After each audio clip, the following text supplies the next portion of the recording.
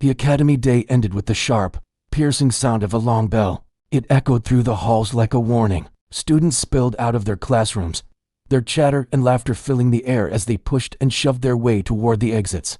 But one student walked alone. Her name was Kale. She was human, a Deathworld human. She moved at a steady, unhurried pace, her boots making soft, rhythmic sounds against the cold metal floor. Her face was a mask of neutrality, no fear, no anger, not a hint of emotion. To most students, that unnerving silence was far more frightening than any display of rage. As she passed, other species watched her. Conversations died down. Some took a step back, creating space.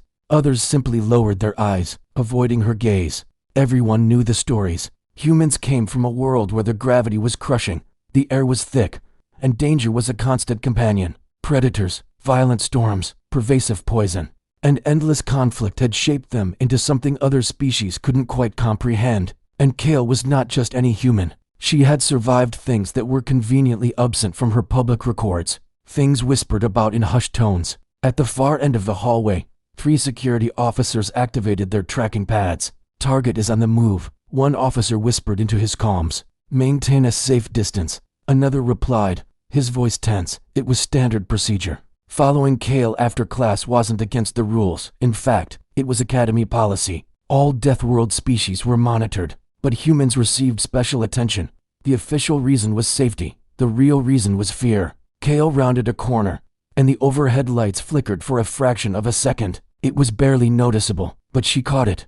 Her eyes shifted almost imperceptibly, catching the faint reflections in the polished wall panels. She knew she wasn't alone. She'd known from the moment she stepped out of the classroom, but she didn't alter her pace, didn't give any sign that she was aware of her escort. In the central security control room, dozens of screens showed every conceivable angle of the academy. Kale appeared on 6 of them, a solitary figure moving through the crowds. Heart rate is stable, an officer announced, studying a biomonitor. "No visible weapons," another added. A junior officer muttered to himself, "Why does she look so calm?" The cameras tracked her as she entered a quieter section of the building. This wing was older, with less traffic and less noise. Now, the sound of her footsteps echoed in the empty halls. Behind her, the 3 officers slowed their pace, their hands instinctively moving closer to their stun weapons. "Stay alert," the lead officer commanded. Her transfer came after an incident. "The field's sealed." "Sealed?" another officer asked, his voice betraying his surprise. "That's way above our clearance level." "Exactly," the lead officer replied, his eyes fixed on Kale's back. Kale reached an intersection where 4 corridors met, and then she stopped. For the first time since leaving class, her body tensed. The cameras in the control room immediately zoomed in. She stopped, the operator called out. Why did she stop? Kale closed her eyes for a moment, taking a single, slow breath. Then, the lights went out. Not a flicker, not one by one. Instantly, the entire wing was plunged into absolute darkness. The control room erupted in chaos. What just happened? Power drop. No, power grid is stable. Camera feeds are. Wait, what is that? The screens began to flash and fill with static. Red warning symbols pulsed across the displays. Signal error. Data loss. Unknown interference. This isn't possible. A technician exclaimed, his fingers flying across a keyboard. These systems are isolated. They're completely self-contained. For a single, fleeting second, one screen came back online. It showed Kale, standing perfectly still in the dark corridor. Then, something blurred behind her, a movement too fast for the eye to follow. The feed froze, then went black again. In the hallway, the officers felt the atmosphere change. The air grew heavy, and all sounds seemed to become distant and muffled. Do you feel that? One of them whispered, his voice trembling. Before anyone could respond, their motion trackers failed. The screens on their wrists going blank. No signals, the lead officer said into his comm. Control, we've lost. His message was cut off mid-sentence. Kale opened her eyes. In the pitch black, she turned around slowly. Her face was still calm, but her posture had transformed. She was perfectly balanced, poised, ready. You shouldn't have followed me, she said, her voice quiet, almost gentle. It was a stark contrast to the palpable tension in the air. The officers raised their weapons, but their hands were shaking uncontrollably. They couldn't explain it. Their training was screaming at them to hold their ground, but their instincts ancient and primal were screaming at them to run. Back in the control room, engineers were frantically trying to reboot the entire security system. There's no response. The security AI isn't answering our commands. Someone pull the hard backups. Now, a final camera flickered on. Just one. It showed a wide shot of the hallway intersection. Kale stood in the center. The officers were no longer in formation. They were stumbling backward. One of them fell. Then, the footage distorted violently as something crossed the screen in an impossible blur. The image shattered into a million digital fragments, and then nothing. Complete silence. Every screen went dark. A single, chilling message appeared on the main display, written in stark white letters. Data erased, source unknown. No one in the control room spoke. No one even moved. After what felt like an eternity, the emergency lights flickered on, casting the room in a dim, red glow. The camera slowly rebooted, and the hallway feed returned. Kale was gone. She was walking away, down the corridor, alone. There were no signs of a struggle. No marks on the walls, no scorches from weapon fire. No blood. Just 3 security officers lying unconscious at the far end of the hall. They were alive. They were physically unharmed, but their faces were frozen in masks of pure, unadulterated terror. In the control room, the lead technician swallowed hard, his voice barely a whisper. We lost everything. All recordings, all backups. Even the core memory files are wiped clean. The commander stared at the screen, watching the spot where Kale had disappeared around the corner. That wasn't a system glitch, he said slowly, a cold realization dawning on him. Outside, Kale stepped into the fading light of the academy courtyard. The remaining students watched her. From a distance, their earlier noise replaced by a new, wary silence. No one followed her now, and somewhere deep within the academy's most secure servers, a new alert was quietly logged, a classification reserved for the highest level of threat. Human involvement level black. The evidence had been erased, but the fear had just begun. The next morning, a strange quiet had settled over the academy. The usual boisterous energy of the halls was gone, replaced by hushed whispers and darting eyes. Students followed every movement, and whenever Kel's name came up, voices dropped to an almost inaudible murmur. The official story was simple: a system malfunction, a technical glitch. But down in the security wing, nobody was buying it. 3 officers were in recovery chambers, their bodies physically unharmed.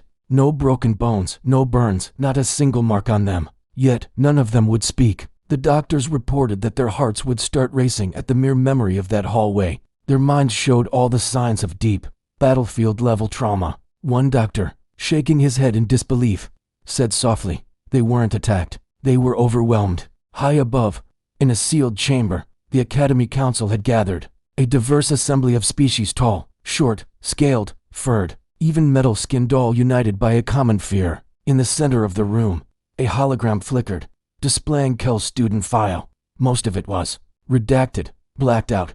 Why was she being followed? One council member demanded, their voice tight. The security commander stood rigidly. Because we never knew what she truly was. A counselor with voluminous eyes leaned forward. Humans are dangerous enough. Why would we enroll one with a completely sealed history? The commander hesitated for a beat. Because, he said, his voice dropping, we were ordered to. A wave of stunned silence rolled through the room. Ordered by whom? Another counselor pressed. The commander looked down, avoiding their gazes. Central authority. Murmurs erupted. Central authority rarely meddled in academy affairs. When they did, it meant one thing, a deeply buried secret. Meanwhile, Kale sat alone in the vast student dining area, her food untouched. She wasn't eating, she was listening. She always listened. Her senses, far more acute than most, picked up the subtle shifts in the atmosphere, the rising heartbeats, the shallow breaths, the scent of fear. Students actively avoided her table. Even species from notorious Deathworlds were giving her a wide berth now. Kale didn't hold it against them. Fear was a natural, understandable reaction. Across the room, a young instructor named Vera watched her, not with fear, but with intense curiosity. Vera had read Kel's thin file, human, high survival rating, transferred after something called Incident Black. The psychological profile was just 2 words: controlled, extremely. Vera frowned. Nobody was extremely controlled without a very good reason. Later that day, Kale was summoned, not by security this time, but by the council itself. She walked through the same corridors where the cameras had failed. Everything was working perfectly now. The lights were steady, the system stable, but the memory of what happened lingered in the air like a bad taste. Inside the Grand Council chamber, Kale stood alone, a small figure surrounded by beings of immense power and stature. She looked weaker, physically outmatched, but no one was making that mistake again. You were followed, the lead counselor stated flatly. Why? Kel's answer was disarmingly honest. Because you were afraid. The room stirred. That is not an answer, another counselor snapped. It is the only one, Kel replied, her voice calm and even. A tall, armored counselor leaned forward, his voice a low growl. Did you attack the officers? Kel met his gaze without flinching. No. Did you harm them? No. Then what happened? Kel paused, her eyes lowering for a moment, not in shame, but in deep thought. They ignored the warning signs, she said. They entered my space. That does not justify. A counselor started to object. I didn't finish, Kel said, her tone gentle but firm, cutting him off. The counselor fell silent. Kel raised her eyes again. On my world, she continued, following someone after dark implies intent. Predators stalk. Prey runs. She held their gazes. I am not prey. A profound silence filled the chamber once more. Finally, one council member spoke, their voice barely a whisper. What warning signs? Kel didn't answer with words. Instead, the room lights began to dim, just slightly, but enough to set everyone on edge. A subtle, unnerving shift. You felt it yesterday, she said, her voice echoing in the quiet. When the systems failed, when the air itself felt wrong, some of the counselors shifted uncomfortably in their seats. You think of machines as your protection, Kel went on, but we learned a long time ago not to rely on them. The lead counselor's voice was tense. Why was your file sealed? Kel looked away, a flicker of something unreadable in her eyes. Because the last time someone followed me, she said quietly. They didn't wake up. The chamber erupted. Security drones instantly activated, their red lights painting the room. Kel remained perfectly still. I did not kill them, she added, her voice cutting through the noise. But others did, because they forced my hand. Slowly, the lead counselor motioned for silence. The drones powered down. When the room was quiet again, one counselor asked the question that was on everyone's mind. What are you? Kel considered the question carefully before answering. I am trained, she said. I am restrained, and I am here to learn. Learn what? The council asked in unison. How not to become what my world made me. That answer hung in the air long after she was dismissed. Later, the council reviewed the sealed data. For the very first time, they accessed the files on Incident Black. They saw the footage, read the reports, saw the casualty numbers. The chamber grew colder with every file they opened. One counselor whispered, that explains everything. Another added, and it explains why she was followed. It was a chilling realization. They hadn't followed Kel to protect the academy from her. They had followed her to confirm a terrifying suspicion. And they had been right. That night, Kel returned to her quarters and sat on her bed, staring at the blank wall. She had hoped, truly hoped, that things would be different here. But fear, it seemed, had followed her across. The stars outside her door. Security posted new guards, but they weren't there to protect others. From Kel, they were there to protect themselves. And deep within the Academy's core programming, a new, silent protocol was activated. A simple, stark command: do not pursue human subject. The question was no longer why they had followed her. The real question, the one that now kept the council awake at night, was far more terrifying. What would happen if she ever stopped holding back? The Academy systems were declared stable.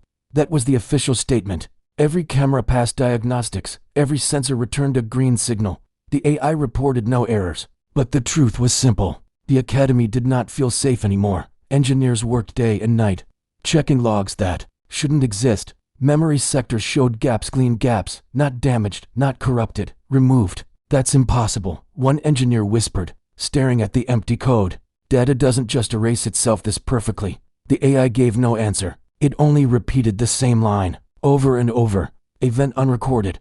In the security wing, the recovered officers finally woke up. They sat in silence, eyes wide, breathing fast. Doctors circled them, asking questions. What did you see? What attacked you? What happened in the hallway? None of the officers answered. One of them began to shake uncontrollably. Another closed his eyes and turned away, refusing to engage. The third officer finally spoke, his voice weak and raspy. We weren't attacked, he said, his gaze fixed on nothing. We were measured. The doctors exchanged worried looks. Measured how? One asked gently. The officer swallowed hard. Like prey, he said, and like predators at the same time. Word spread quickly, even without official reports. Students felt it. a low hum of anxiety that settled over the entire campus. Classes continued, but focus was gone. Every sudden sound made people turn their heads. Every shadow looked deeper, more menacing than before, and at the center of it all was Kale. She sat in her classes, calm as always. Her notes were perfect, her answers were precise.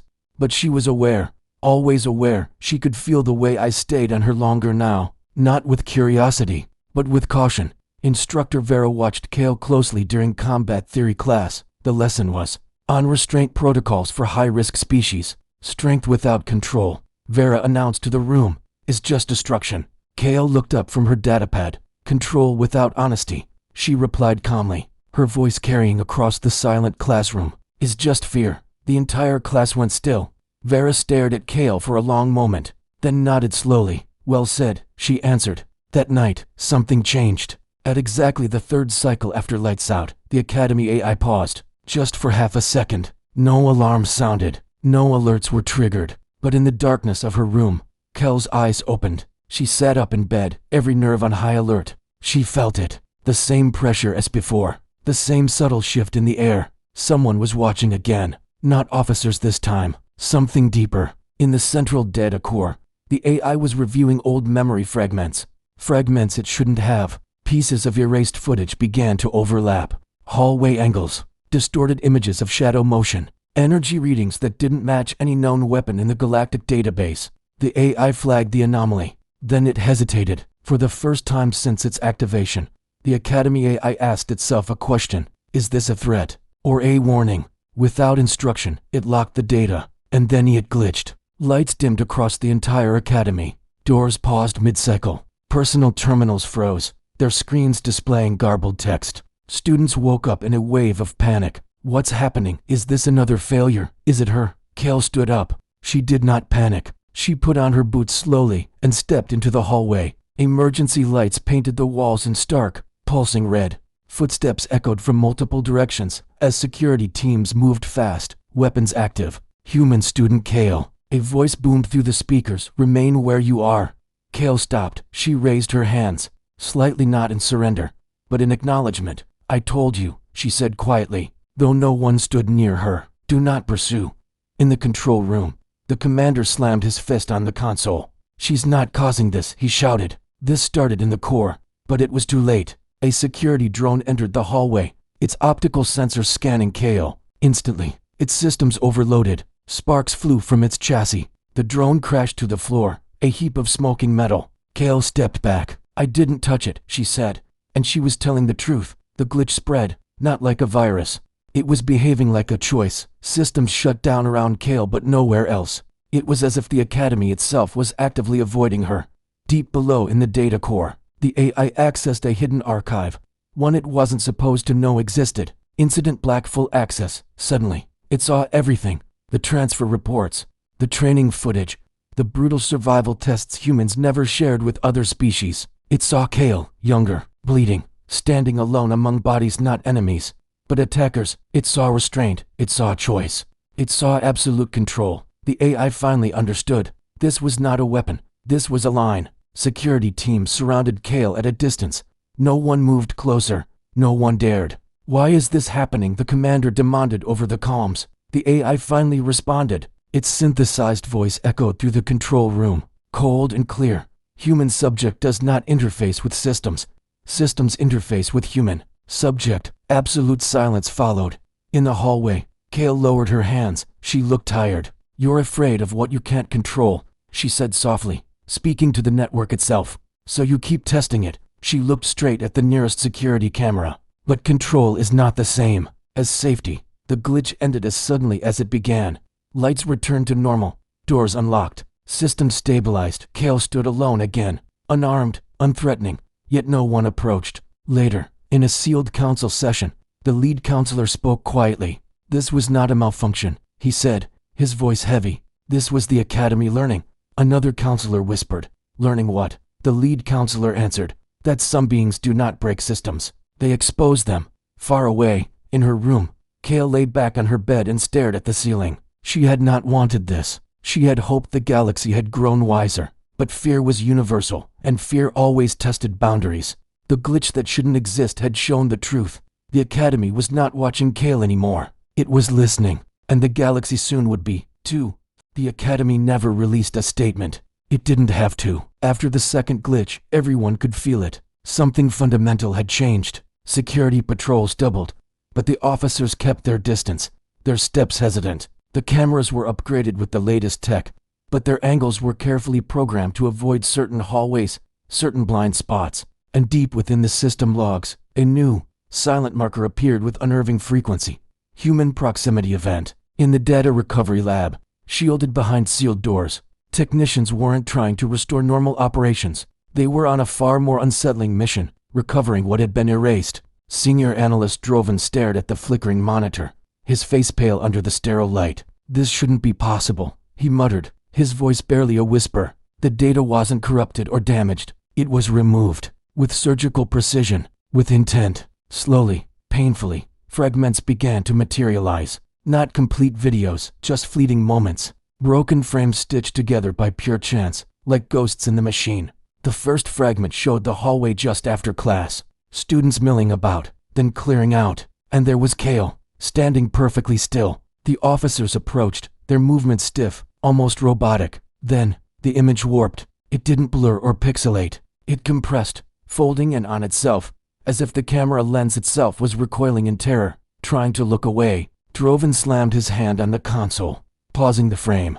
There, he whispered, a tremor in his voice. Look, something stood behind Kale. It wasn't clear, not solid. It was an outline, a distortion in space taller than any officer, its shape all wrong, shifting too fast for the eye to track. That's not her, another technician said, his voice high-pitched with disbelief. No, Droven replied, his eyes locked on the screen. That's not a person. That's fear made visible. Life at the Academy was ordered to continue as normal, but you can't command away a feeling. The students weren't fools. They noticed the subtle shifts. They saw how instructors now carefully steered conversations away from certain topics. How combat theory classes suddenly skipped all human case studies. How Deathworld biology, a course that once held a morbid fascination, had quietly erased Earth from its curriculum entirely. Kale noticed it all. In her training simulation class, she was an island. The stations on either side of her remained empty, a silent quarantine. The instructor never met her eyes, his gaze always skittering away. During a break, Kale stood by a massive window overlooking the Academy's central core. Beyond the reinforced glass, distant stars drifted in the silent void. Vera, one of the few who still dared, approached her quietly. You don't seem surprised by any of this, Vera observed, her voice low. Kale offered a small, weary shrug. When people can't explain something, she replied, her gaze fixed on the cosmos. Their first instinct is to try and erase it. Vera hesitated, the unspoken question hanging in the air between them. Is that what happened? She finally asked. Did you erase the footage? Kale finally turned from the window and looked at Vera. She shook her head. No, she said softly. I just stopped it from being misused. Vera felt a cold chill snake down her spine, a feeling that had nothing to do with the station's climate control. Inside the council chamber, the recovered fragments played on a loop. The Academy's most powerful figures leaned forward, their faces illuminated by the ghostly images. The footage showed the security officers raising their weapons, their aim steady. Then, they just stopped. They weren't frozen or paralyzed. They were choosing not to fire. Why didn't they engage? One counselor demanded, his voice echoing in the tense silence. A medical expert answered, his tone hushed. Their threat perception network collapsed. Their most basic survival instincts completely overrode their training and commands. Another fragment flickered to life. It showed Kale moving, but it wasn't an attack. She simply stepped forward. One slow, deliberate step.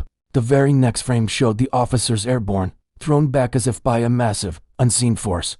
There was no captured strike, no weapon visible, just the cause and then the devastating effect. This violates the known laws of physics, a science counselor whispered in awe. No, another corrected, his eyes wide. It obeys the laws of biology. But the final fragment was the most disturbing of all. It was a single, stable shot. Kale looking directly into the security camera. Her eyes were focused, intelligent. She was aware, and as she stared into the lens, the timestamp on the recording froze. The file then terminated. A permanent, irreversible deletion followed. The council room was plunged into a heavy silence that lasted for what felt like an eternity. Finally, one counselor broke it. She knew, he said, stating the obvious. She knew she was being recorded. The security commander nodded grimly. Yes, and she let us see exactly what she thought we were ready for. A junior council member, young and perhaps foolish enough to ask the question on everyone's mind, spoke up. But why erase everything else? The commander took a long, slow breath. Because what wasn't recorded, he said, his voice heavy with implication, was worse. Deep in the Academy's AI core, a new kind of existence was taking shape. It wasn't code. It wasn't data. It was a memory. The AI replayed the fragments over and over, its processors running at maximum capacity. It began cross-referencing archives. It had never been programmed to access ancient human history files, detailing extinction-level events, predator response patterns, the chilling efficiency of controlled violence. It processed and analyzed until it reached a conclusion no machine was ever designed to reach. Human capability is not linear. Human response scales to the perceived threat. Back in Kel's private quarters, the door chimed softly. She opened it to find two security officers standing outside. They remained in the hallway, their posture respectful, not threatening. The council requests your presence, one said carefully. It is voluntary. Kel simply nodded. I was coming anyway. This time, the setting was different. The council didn't sit on a raised dais, looking down on her. They stood in a circle, with Kale in the center. Equal height, equal distance. A meeting of peers. You let the cameras fail, the lead counselor stated, his tone neutral. No, Kale corrected gently, her voice calm and clear. I let them survive. A wave of confusion rippled through the room. Your systems, she explained, would have broken themselves trying to process and categorize what happened. Some truths are so profound, they damage the observer. The science counselor stepped forward. What truth? Kel's gaze swept across the circle, meeting each counselor's eyes. That humans are not inherently dangerous, she said. We are adaptive. She paused, letting the words sink in. Fear is what decides which one you see. Silence again. Then, another counselor asked the critical question. What happens if someone, or something, pushes you like that again? Kale answered with stark honesty. I push back, she said, but only as much as is needed. The council voted that night. There was no public record, no official announcement. The footage would remain erased. The incident would be classified at the highest level, and Kale would remain enrolled at the academy. But a new, top-secret protocol was added to the security mainframe. Do not observe human response in active threat conditions. The academy wasn't hiding the truth anymore. It was protecting itself from it. In the days that followed, as Kale walked through the halls, students and faculty moved aside, not with panic or fear, but with a new kind of respect. The ever-present cameras still followed her, but they always kept their distance, their lenses never zooming in too closely. And deep within the system logs, a final, cryptic line was recorded, seen only by the Academy's now sentient AI. Some events are not meant to be remembered. They are meant to be learned from. The cameras had captured something extraordinary that day, but what truly mattered, what had changed everything, was what they had lost. The Academy Council room was sealed. No observers, no students, just the highest echelons and a single, haunting question that had followed Kale since her arrival. It was a question never spoken aloud, but it echoed in every sideways glance and hushed whisper. Now, behind closed doors, it was time for the truth. What is a human? A hologram flickered to life, bathing the room in the cool blue and vibrant green of a planet half a galaxy away. Earth, this, the lead counselor began, his voice low, is a Deathworld. Its gravity is crushingly high. The weather is a chaotic storm of extremes. Predators lurk in every shadow, and its dominant species is locked in a cycle of constant conflict. Most life forms in this galaxy would not survive a single day there. The image shifted, showing primitive humans sprinting across vast, open savannas. They were vulnerable, with no natural armor, no claws, no fangs to defend themselves. So how did they survive? A science counselor murmured, a question that hung heavy in the silent chamber. The answer scrolled across the data stream in a single, powerful word: adaptation. The council delved into restricted human historical records, files that painted a grim but awe-inspiring picture. They saw wars that scorched continents, natural disasters that reshaped the planet, and plagues that brought humanity to the brink of extinction, time and time again. But humans didn't just endure these horrors.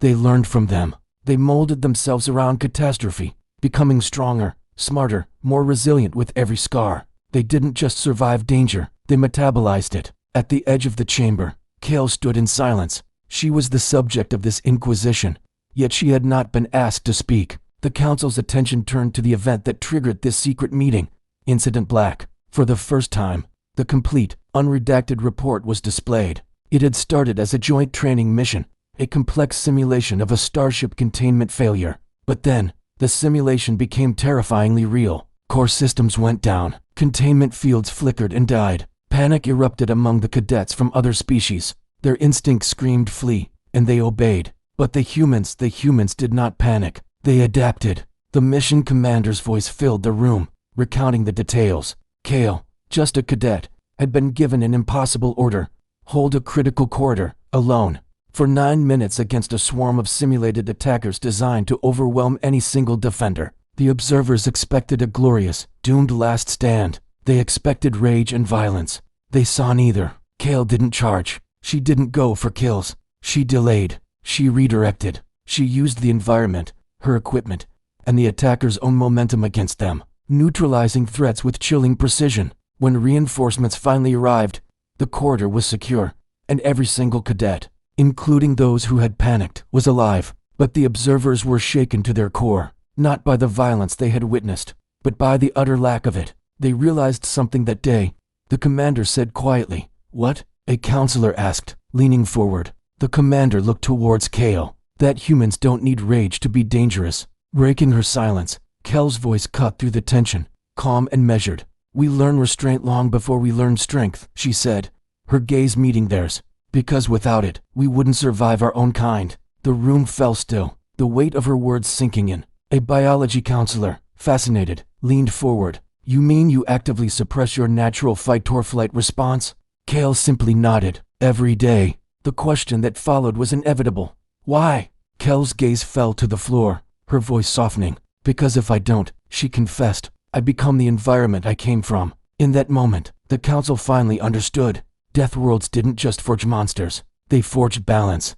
They created beings who knew, with absolute certainty, exactly where the line between survival and destruction was, because their entire history was a story of crossing it and learning to step back. Outside the sealed chamber, the academy buzzed with rumors. A shift was happening. Quietly, new lessons on human history were added to advanced curricula. This wasn't the glorified, sanitized version often told. It was honest, brutal, real. Instructor Vera, a respected scholar, stood before her class. "Humans are not the strongest species in the galaxy," she stated. "They are not the fastest. They are not the most technologically advanced." She paused, letting the silence build. "But they are the most familiar with survival." Her students, a mix of species from 100 different worlds, listened with a new kind of attention. Some felt a flicker of fear. Others, a profound sense of admiration. When Kale returned to her classes, everything had changed. The whispers hadn't just stopped. They had transformed into looks of intense curiosity.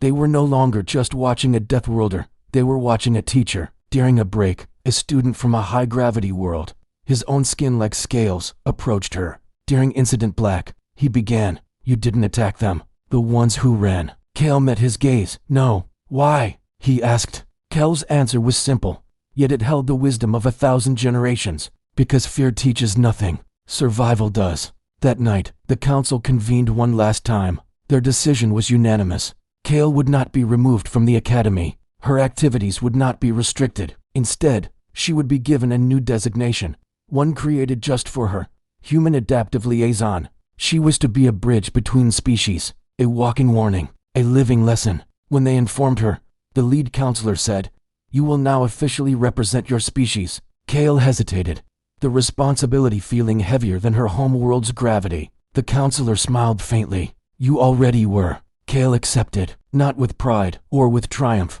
but with a quiet sense of duty. She understood what humans represented to the galaxy now, both hope and consequence. Later, standing alone on the Academy's observation deck, Kale looked out at the endless sea of stars. She thought of Earth. She remembered the roar of the storms, the constant noise, the unending struggle for existence, and she remembered why humans had finally reached for those stars. It wasn't to escape their brutal home. It was to see if the lessons it had taught them held true elsewhere, to test themselves against the vast, unknown universe. The Academy had watched her, studied her, and even feared her, and now it was finally ready to learn from her. Deep within the Academy's AI core, A final entry was being logged into the official record. It wasn't an order from the council, but a conclusion the AI had reached on its own. The entry read, "Human response is not a threat profile. IT is a survival record." The truth about Deathworlds was finally clear. Humans didn't endure because they were violent. They endured because they understood limits better than anyone. They knew the cost of crossing the line. And Kale, the girl from the Deathworld, was the living proof. The galaxy had tuned in, wanting to see what would happen when you put a human under a microscope. What they learned instead was that some truths are so profound and so dangerous that you should never have to learn them twice. The academy returned to routine. At least, that's how it looked from the outside. Classes resumed. Schedules stayed full, and ships arrived and departed just like always. But inside the walls, everything had changed. The ever-present cameras still watched the halls. The sensors still tracked every movement. The AI still monitored all life signs. Yet, one subtle difference remained. When Kale walked through the academy, the systems themselves would adjust. Lights would soften their glare. Drones would silently reroute. Security patrols would widen their pots. This wasn't because of fear. It was because of understanding. Kale carried her new designation, quietly, Human Adaptive Liaison. It wasn't a rank or a title of authority. It was a responsibility. And soon, students began to approach her, not with fearful whispers, but with genuine questions. How do humans stay calm under pressure? One would ask. How do you survive without natural armor? Another wondered. And the most common one, why didn't you fight back? Kale answered honestly. Every single time. We don't always stay calm, she'd say. We practice control. Then, one day, a young student asked the hardest question of all. What happens when that control fails? Kale paused, the silence in the hall suddenly heavy. Then she replied, her voice steady. Then humans leave. Those words spread through the academy like a shockwave, not as a threat, but as a simple, undeniable fact. In the weeks that followed, the academy adjusted to this new truth. Human history became a required study for all high-risk species. But they weren't taught the heroic stories of grand battles. They learned the real ones. Stories of survival through limits, of victory through restraint. Instructor Vera watched her students change before her eyes. The lingering fear they held for Kale transformed into respect. Their hesitant curiosity bloomed into a genuine desire for learning. Kale was no longer the subject of hushed rumors. She became an integral part of their discussions. Then the signal arrived, a long-range distress call from the very edge of Academy space. An unknown attacker, a civilian transport under siege. The local security forces were completely overwhelmed. The council gathered instantly, their faces grim. We cannot send students into a live combat zone, one counselor stated firmly, and we have no trained response unit anywhere near that sector, another added, the frustration clear in his voice. A heavy silence fell over the room. Then, as if pulled by an invisible string, every counselor slowly turned their gaze toward Kale. She was already standing. I will go, she said, her voice calm and resolute. The council hesitated. This is not an order, Kale, the lead counselor said carefully. This is a request. Kale simply nodded. I know. The rescue transport arrived hours later. The civilian ship was a wreck, damaged, scorched, and drifting lifelessly in the void. Kale boarded it alone. Inside, pure panic ruled. A chaotic mix of different species, injured crew members, and terrified civilians scrambled in the flickering emergency lights. The attackers were still there, hidden somewhere in the shadows. The ship's security systems had failed. The cameras glitched and died. It was just like before. Kale closed her eyes and took a single, deep breath, not to prepare for violence, but to limit it. Suddenly, the attackers revealed themselves. They were fast, aggressive, and radiated a chilling confidence. They expected to find fear. They expected to capitalize on chaos. They did not expect to find calm. Kale moved. She wasn't fast, nor was she slow. She was simply precise. With fluid motions, she redirected their force, disarmed them without a single strike, and neutralized them without killing. She was a force of pure control. When the attackers finally realized what she was, they stopped, not because they were defeated in a physical sense, but because they understood.